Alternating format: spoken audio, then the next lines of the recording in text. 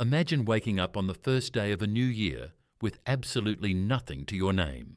No investments, no savings, maybe a little debt sitting in the background, and a job that barely keeps the lights on. Most people in this situation look at the financial news, see all the chaos, and immediately assume the game was never designed for them to win.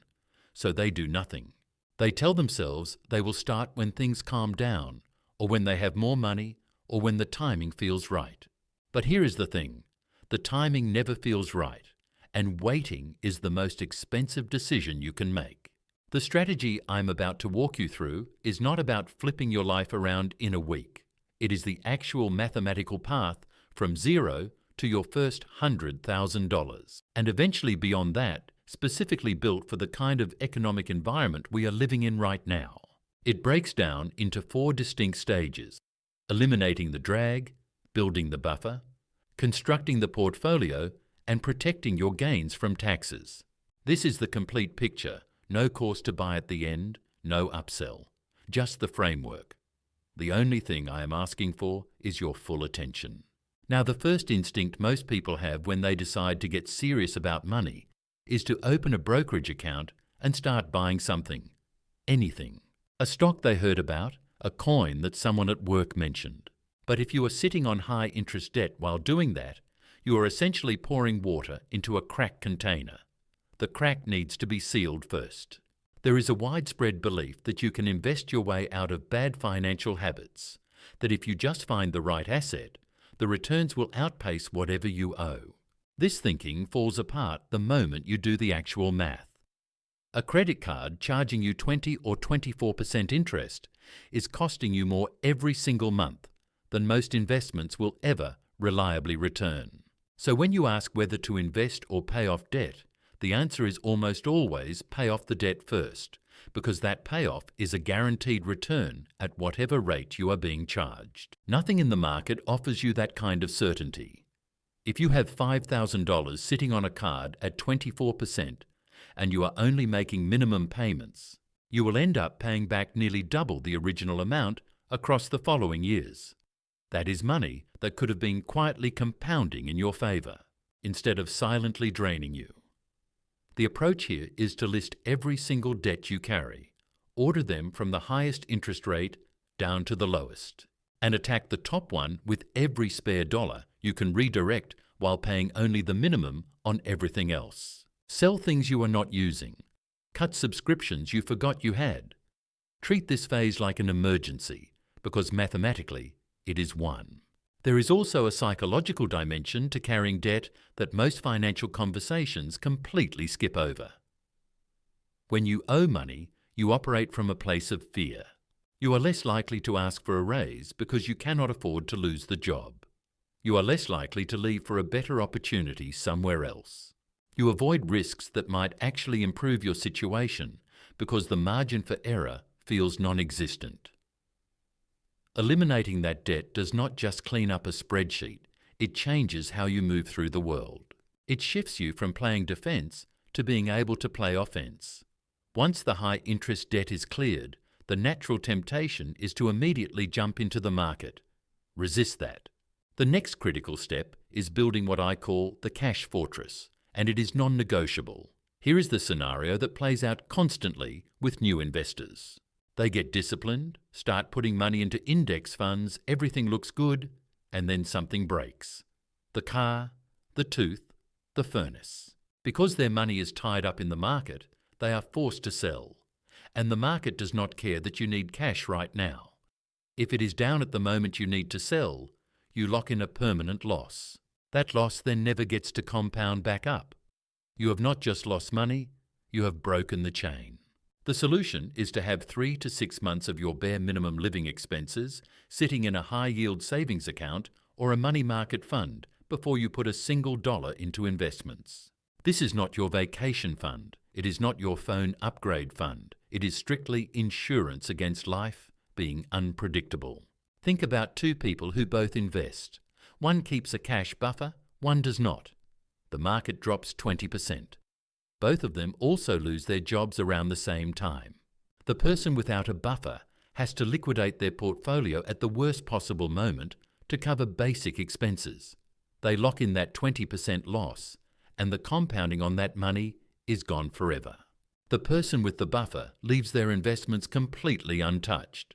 When the market recovers, they recover with it fully intact. Beyond the math, there is a behavioural benefit here that is hard to quantify. When you have several months of expenses in liquid savings, your entire relationship with risk changes. You can look at market volatility and recognise it as opportunity instead of experiencing it as a threat. Most catastrophic financial decisions, panic selling during a correction, making desperate moves during a downturn, come from people who have no cushion. The buffer creates space between your emotions and your financial choices. Automate a transfer to that account every single payday until you hit your target. Then treat it like it does not exist. Once that buffer is fully funded, you are ready to actually start building. Now here is where conventional advice often leads people in the wrong direction. When beginners start investing, they are usually told to diversify immediately. A little of this, a little of that, some international exposure, maybe some alternative assets. But when your portfolio is still small, spreading money across too many things does not protect you from loss. It just guarantees average outcomes across all of them simultaneously. You need concentration to build wealth and diversification to preserve it once you have it. That said, trying to pick individual winning stocks is a game that even professional fund managers cannot consistently win. Data collected over 15-year periods consistently shows that more than 90% of actively managed funds fail to beat a basic index fund tracking the broader market. These are people with research teams, sophisticated software, and full-time focus. For someone with a regular job trying to manage a portfolio in their spare time, the realistic probability of consistently outperforming the index over decades is essentially zero. What the index offers is something far more useful than the chance to win big. It offers you certainty that you will capture whatever the market returns. Historically, that number sits around 10% annually before accounting for inflation. That return, compounding quietly over many years, is genuinely how most ordinary people build substantial wealth. The strategy is straightforward. Take 90% of your investable money and put it into low-cost broad market index funds covering the total US market and some international exposure. Automate the contributions. Do not check it every day. Leave it alone. Take the remaining 10%, and if you want to buy individual stocks, sector plays or speculative assets, do it here. If that slice goes to zero, your overall financial plan is completely unaffected.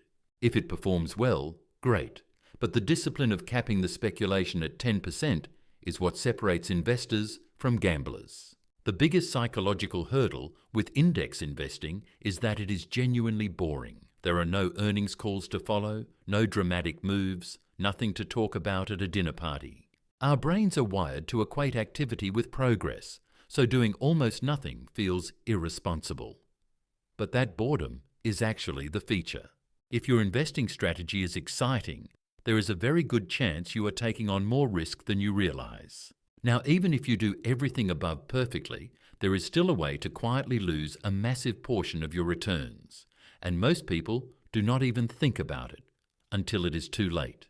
That leak is taxes. If you are investing in a standard taxable brokerage account, every gain you realize and every dividend you receive gets taxed. Over 30 years, that tax drag compounds against you, in the same way that investment returns compound for you, except it is working in the opposite direction. The tax code in most countries, and specifically in the US, contains legal tools designed to shelter your investment growth from taxes. Ignoring these tools is the equivalent of voluntarily leaving money on the table year after year. The order of operations matters here. Start by contributing to your employer-sponsored retirement plan up to the full employer match. That match is an immediate 100% return on that portion of your contribution, and nothing in the market will ever reliably beat that. Next, max out a Roth IRA. Money in a Roth grows completely tax-free, and qualified withdrawals in retirement are not taxed either. The long-term difference between a Roth account and a taxable account on the same underlying investments can easily amount to tens of thousands of dollars, not because the investments perform differently, but purely because of the account structure. If your health plan qualifies, also contribute to a health savings account, which carries a triple tax advantage. After all of those buckets are filled, then and only then does it make sense to direct additional money into a taxable brokerage account. Most people do this in reverse because the taxable account feels more accessible and flexible. But flexibility costs you compounding, and compounding is the whole game. There is one final piece that ties all of this together, and it is the one variable that no spreadsheet optimization can replace. Income.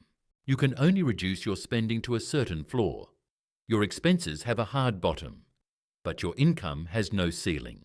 If the salary you are working with right now is modest, then saving 20% of it will produce results much slower than saving 20% of a substantially higher income.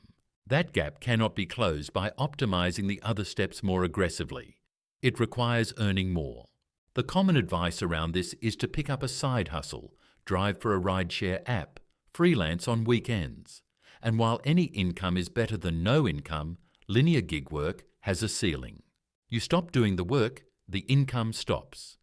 The higher leverage move is to identify the single skill within your current career that, if developed to a high level, would make you significantly more valuable and command meaningfully higher compensation.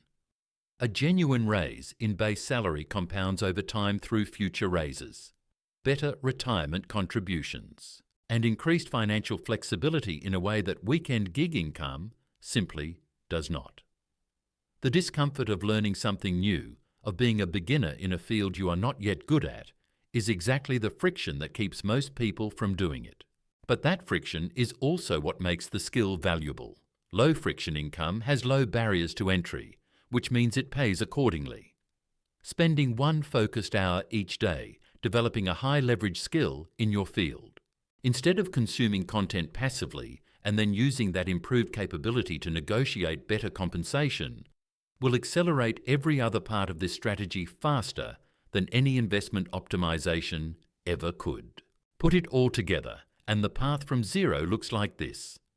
First, eliminate all high-interest debt using the avalanche method, highest rate first, every available dollar redirected there. Second, build a 3 to 6 month cash reserve in a liquid account that you do not touch for anything other than a genuine emergency. Third, invest primarily in low-cost broad market index funds, with the bulk of your contributions going into tax-advantaged accounts in the right order. Employer match first, then Roth IRA, then HSA if eligible, then back to fill the retirement account, and only then the taxable account. Fourth, keep speculative investing to a strict 10% ceiling and treat everything else with automated, boring consistency.